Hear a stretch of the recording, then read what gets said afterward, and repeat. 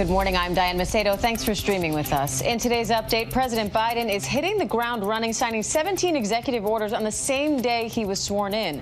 Those orders include a requirement for social distancing and mask wearing on all federal properties and an order to rejoin the World Health Organization.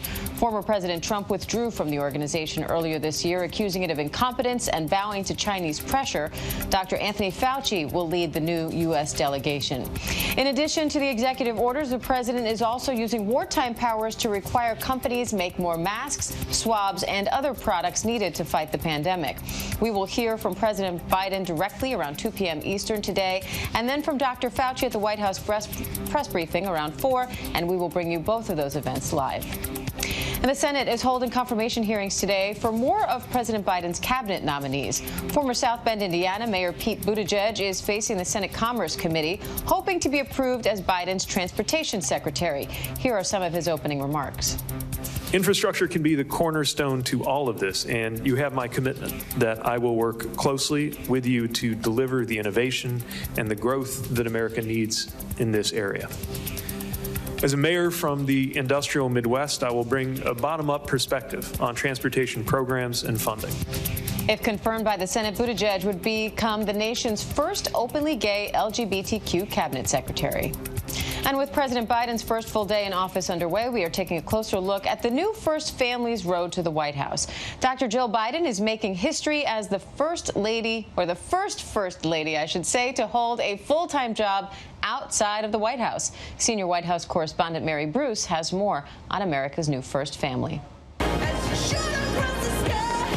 America's new first family celebrating. It was a day decades in the making for the newly inaugurated president. He and First Lady Dr. Jill Biden walking down Pennsylvania Avenue to the White House with the entire Biden crew, daughter Ashley, son Hunter, and the 7 Biden grandchildren. Earlier in the day, the nation's second Catholic president and his family attending Mass at St. Matthew's Cathedral for a pre-inaugural morning service.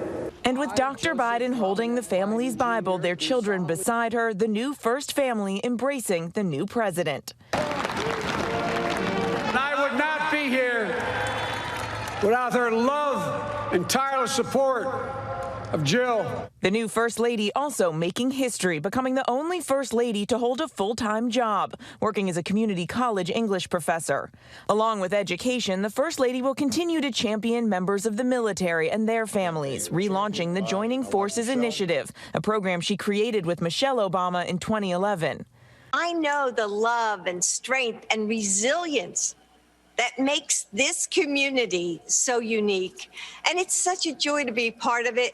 Biden says she brought strength and resilience to his own family. The two met on a blind date in 1975, 3 years after Biden's first wife and infant daughter were killed in a terrible car crash. Jill raising his 2 sons, Hunter and Beau, as her own. The president saying she brought us back together.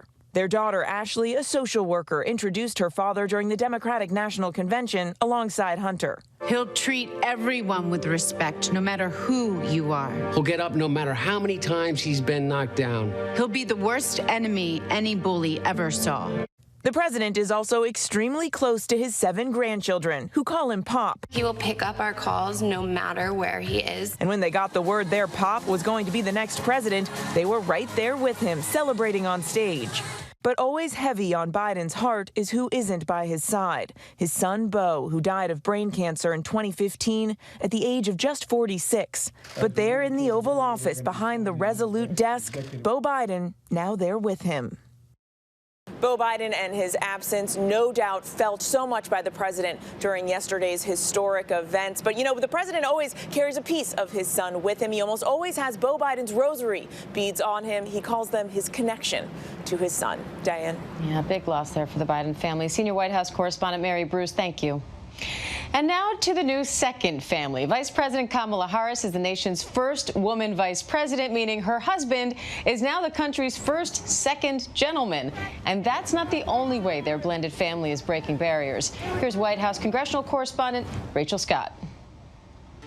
It will be a second family filled with firsts. Kamala Harris stepping into history as our nation's first female vice president, bringing her diverse and blended family onto the national stage.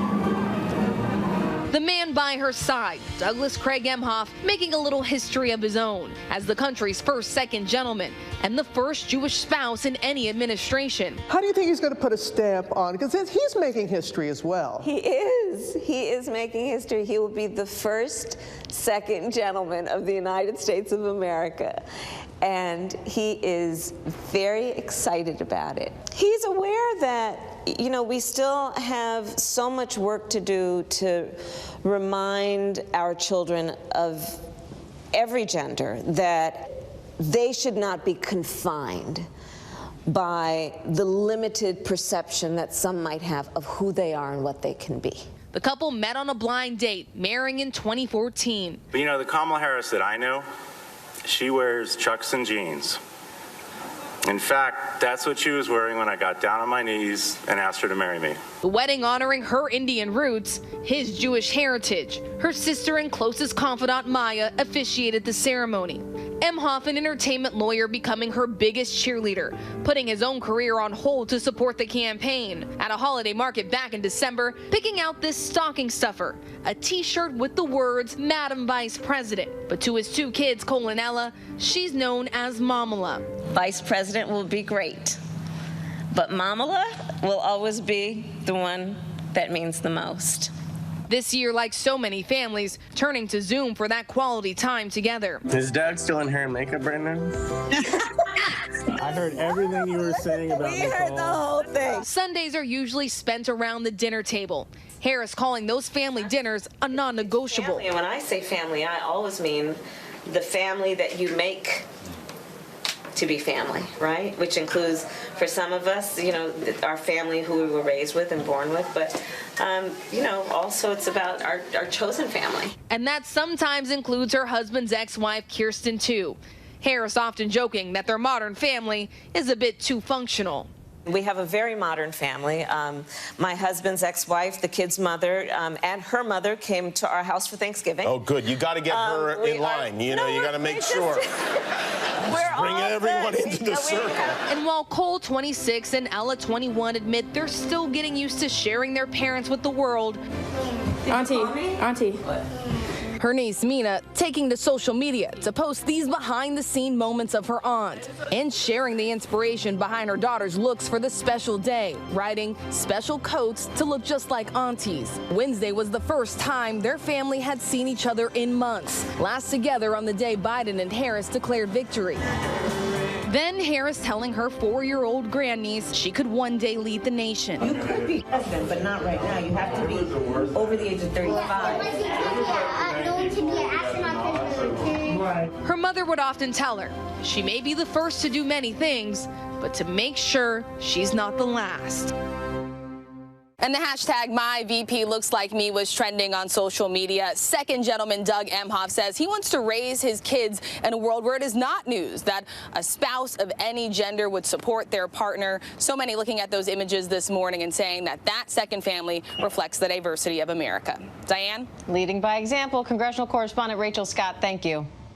And the U.S. has broken another grim record in the pandemic. More than 4,400 Americans lost their lives to COVID-19 yesterday alone, the highest daily death toll so far. It was 1 year ago today the first case of COVID-19 was diagnosed in the U.S.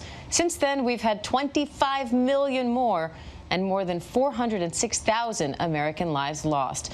The CDC now says that U.S. death toll will climb likely past 500,000 next month.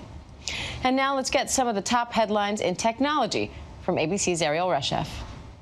In today's Tech Bites, Amazon offering a helping hand in the fight against COVID-19. A top company official has written President Biden saying Amazon is ready to help the new administration vaccinate 100 million Americans in the next 100 days. That includes opening vaccination sites at Amazon facilities. Apple is reportedly considering bringing back Touch ID to its iPhones. According to Bloomberg, the tech giant is now testing a new version of the fingerprint sensor. It comes as mask wearing adds a chip challenge to Face ID. The company phased out Touch ID in 2017.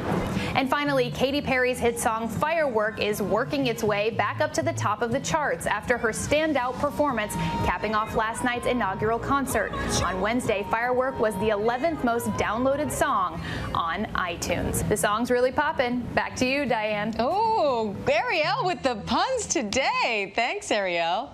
And that does it for this ABC News Live update. I'm Diane Macedo. Thanks for joining us. And remember, ABC News Live is here for you all day with the latest news, context, and analysis. I'll see you back here at 3 p.m. Eastern with Terry Moran for The Breakdown.